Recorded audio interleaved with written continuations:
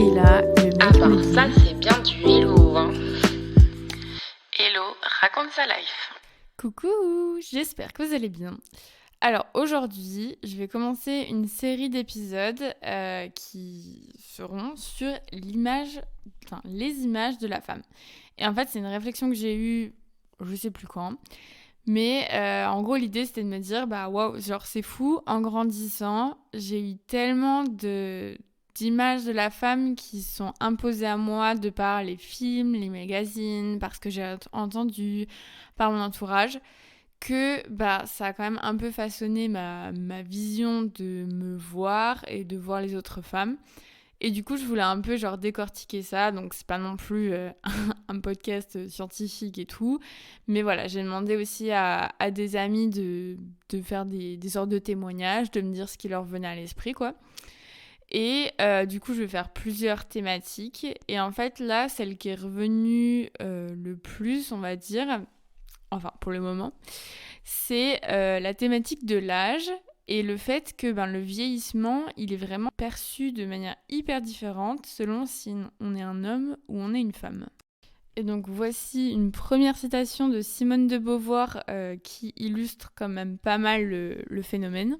Tandis que celui vieillit continuellement, la femme, elle, est brusquement dépouillée de sa féminité. C'est encore jeune qu'elle perd l'attrait érotique et la fécondité d'où elle tirait, aux yeux de la société et à ses propres yeux, la justification de son existence et de ses chances de bonheur. Et cette différence, en fait, elle vient donc déjà d'un souci, on va dire, dans la représentation qu'on a de la femme et dans ce qui est mis en valeur, on va dire, dans la sphère publique ou enfin dans tout ce qui est magazine, etc. Et voilà, donc je vous laisse avec le témoignage de Julia. Moi, c'est une expérience que je fais rétrospectivement et je me rends compte aujourd'hui que j'ai intégré des normes sans en avoir eu conscience pendant toute ma jeunesse et notamment à cause des lectures de magazines dits féminins, Elle, Vogue, Vanity Fair et compagnie. Et il y a un truc dont je m'aperçois maintenant, c'est de l'extrême jeunesse de la plupart des mannequins. Donc là, je parle pas des célébrités qui sont interviewées et qui, quand ce sont des femmes, peuvent dépasser 40, 50 ans. Mais vraiment des mannequins, celles qui posent pour les pubs qui sont incluses dans les magazines ou même dans les pages édito mode. Ce sont des femmes, des filles qui sont pour beaucoup très très jeunes dans les magazines. Les femmes au-delà de 25, peut-être 30 ans, sont plus du tout représentées, sauf quand il s'agit de célébrités bien particulières. Et ça, je trouve, c'est un truc hyper pernicieux parce qu'on s'en rend pas compte sur le coup. Et c'est vrai que ce truc de représentation de ce qu'on voit et de ce qui est à valoriser, parce que pour nous, ce qui est dans les magazines, ce sont des choses qu'on doit valoriser parce que le statut fait que c'est comme ça qu'on le comprend, quoi. Et c'est vrai qu'on se pose pas du tout la question. Et en fait, moi aussi, je me suis rendu compte, oui, en fait, toutes les femmes que je considérais comme belles, elles sont jeunes, en fait. Quand t'es petit, que tu vois ces magazines, tu te dis pas ah bah ça manque de femmes plus âgées, de vieilles femmes, de voilà. Non, tu vois juste des belles filles. T'es là en mode waouh, elle est stylée.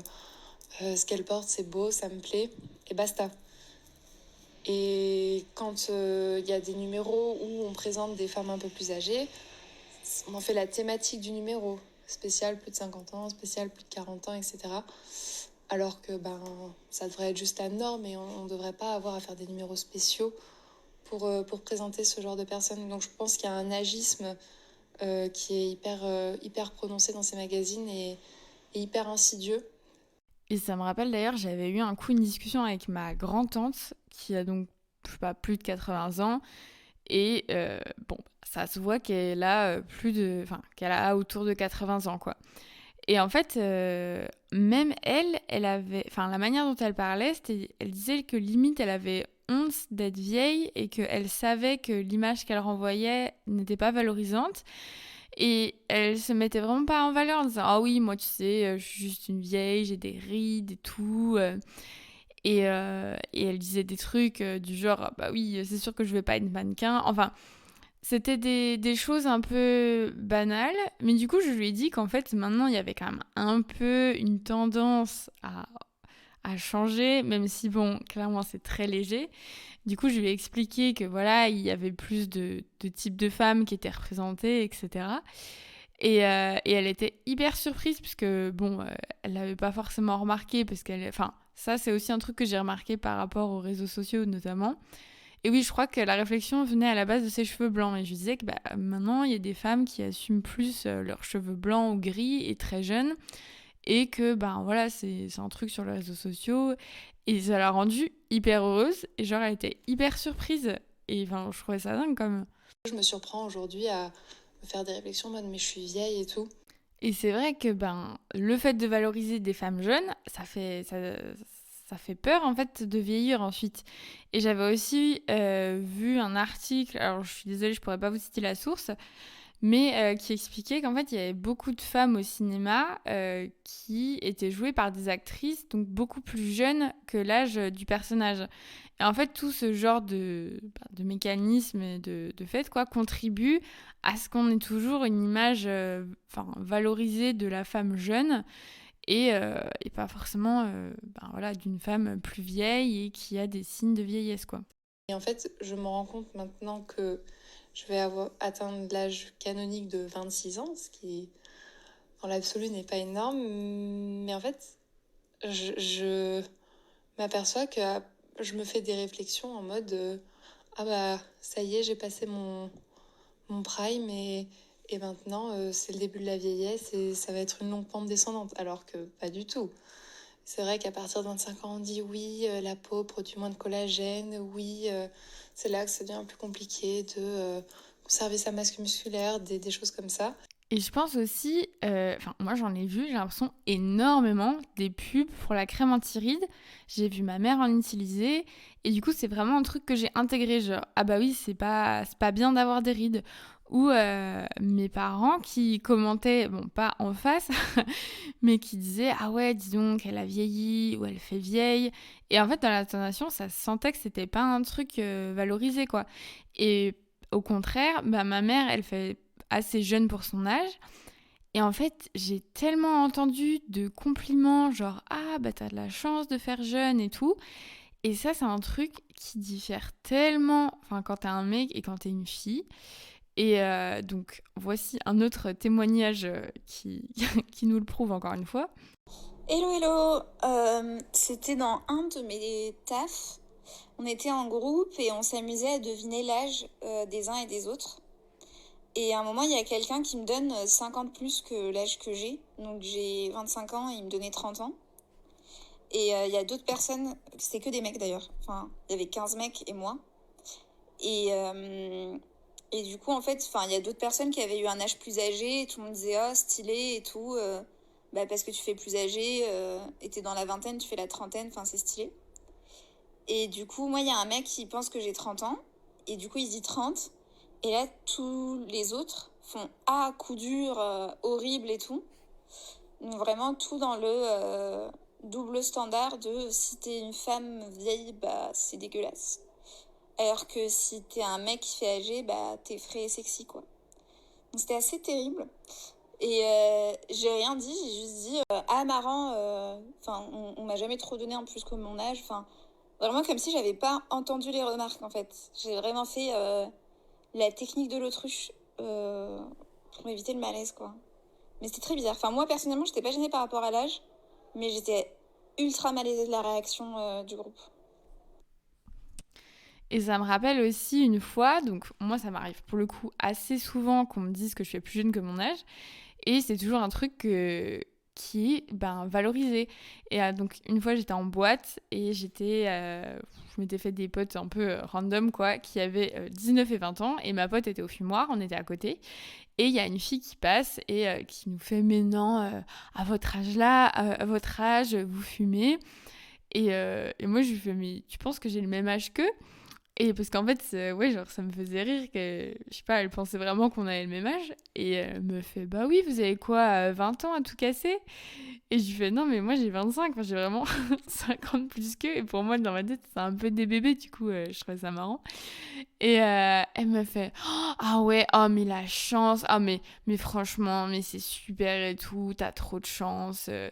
Et enfin, c'était hyper élogieux, quoi. Et du coup, je trouve ça un peu abusé d'avoir autant de compliments. Enfin, bon, en soi, ça fait toujours plaisir qu'on te dise, ah, t'as de la chance, tu fais jeune, mais bah, je sais pas, je trouve ça un peu bizarre, en fait, maintenant, comme compliment, quand tu prends du recul et tu réfléchis à ce que ça veut dire, quoi. Et bref, tout ça pour dire que je pense que ça contribue à l'idéalisation d'une femme jeune, à créer l'image d'une femme idéale arrachée de toute norme temporelle, complètement ancrée dans un espèce de... Ouais, dans une espèce d'intemporalité qui reste jeune éternellement alors que c'est impossible. Et ça pousse à mettre sur les femmes une espèce d'étiquette et une date de péremption, au-delà de 25, 30 ans, 35 ans peut-être. Alors qu'on dit que les hommes vieillissent comme du bon vin. Bon, ça, c'est très connu. Au-delà de ça, je pense aussi que ça pousse quand même à l'adoption d'idéaux complètement anormaux, complètement malsains et,